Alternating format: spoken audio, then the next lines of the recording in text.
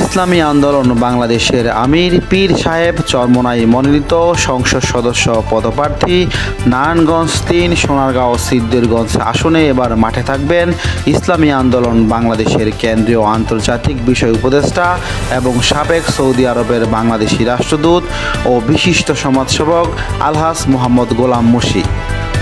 আজ 6 ডিসেম্বর রোজ শনিবার গোলাম মুর্শি সাহেবের বাসায় মত বিনিময় সভা অনুষ্ঠিত। উক্ত অনুষ্ঠানে উপস্থিত ছিলেন হযরত মাওলানা সানাউল্লাহ নুরী সাহেব, মাওলানা মীর আবুল কালাম আজাদি, মাওলানা জাকারিয়া ফয়েজি, হাফেজ মোহাম্মদ মুজাম্মেল হক, মোহাম্মদ ইয়াসিন প্রধান, মোহাম্মদ মফিজুল ইসলাম সহ আরও বিশেষ দায়িত্বশীল। তো বৈঠকে সকল দায়িত্বশীলদের একটি কথা, আলহাজ গোলাম মুর্শি সাহেবকে সোনারগাঁও সিদ্ধিরগঞ্জের সমস্ত স্তরের জনগণ সাদরে গ্রহণ করবে বলে আশা করছেন দায়িত্বশীল।